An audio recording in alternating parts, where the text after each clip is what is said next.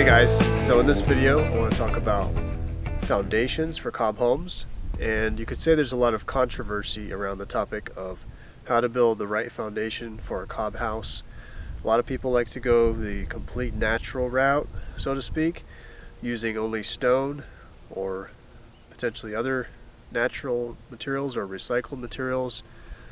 I've done a lot of stone work and stone foundations, and in my opinion, a stone foundation is good but very challenging and actually more expensive than a modern concrete foundation. Stone foundations are expensive for the stone.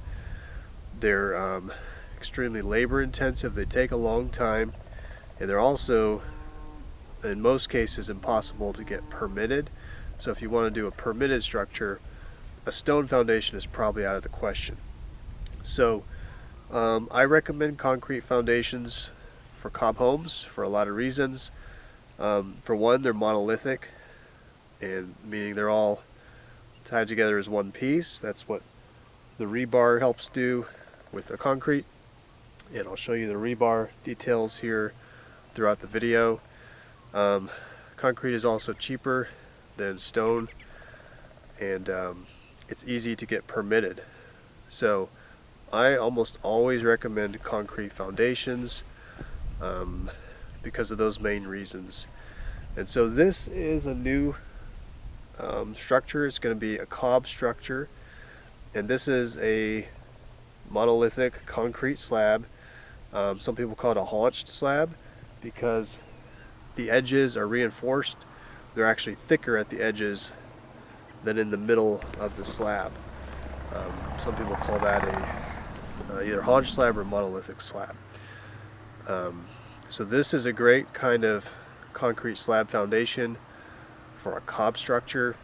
There's other ways to set up a concrete foundation, such as doing concrete footers, stem walls, and then an inner floor. But I'm not going to get into all the details on that in this video. This is probably the simplest way to do a concrete slab for a cob structure. So the basic setup for this is, first I had the site excavated, leveled, and graded, and then I dug down into the ground to a certain depth to fit the form boards. These form boards are actually 11¼ inches wide, so about half of them go into the ground. And then I laid all the gravel, compacted the gravel, and then put the forms up on the sides and stabilize them so they won't move from the pressure of the concrete. And then I put the vapor barrier, that's that blue plastic in there in the middle, and then on top of the vapor barrier is the rebar. So tomorrow the concrete truck comes, we're going to pour this slab and be ready to do the brickwork for the stem wall. But this is a very basic way, again, to do a concrete slab for a cob home. This took me about, honestly, probably just about a week to set up, minus the excavation work. So it's really not that hard to do. This is only a 10 by 12 building though, but one person can do this kind of job, which is nice. So I'm really looking forward to having this slab poured and complete, and then moving on to the brickwork. It's going to have a brick stem wall, the same way I did for the straw clay tiny house. And then on top of that, we'll have the cob walls.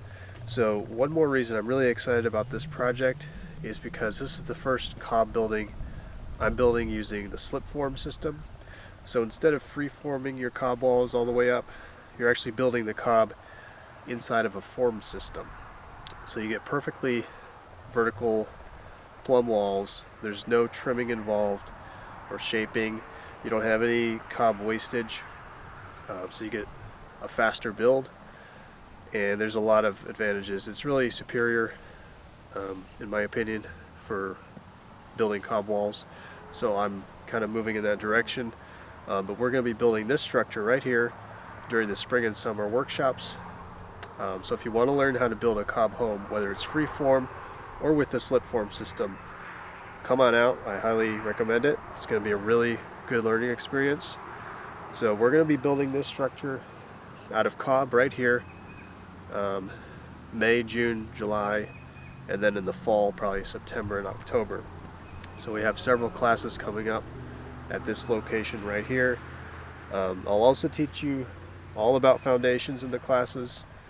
Again, I'll go into details of how I did this foundation, and we'll go into other ways of doing foundations other than this design. I'll also teach you how to do the stem walls, of course the cob walls, how to install windows and doors into the cob walls, how to properly attach a roof to your cob walls, building principles, etc., etc. And of course natural plasters, that's a big one. So come on out if you're interested in those topics. And also I'm filming and documenting the construction of this entire building. So if you want all the details on how we build this, whether you can come to a class or not, I will be filming the entire process here and including that in the online cob classroom. So if you want to join the cob classroom now, you can join that and get all the videos currently in there, and then the new videos will be put in as soon as they're ready. Or you can wait till later when these are all ready, and then you have the updated course as well. So it's up to you. But there's a lot of valuable stuff in there right now too. And it's a good primer if you want to get started. So yeah, again, a concrete foundation, in my opinion, is the way to go. Superior in a lot of ways, I believe, to the other options out there. And especially if you want to get a permitted cob home, concrete's the way to go.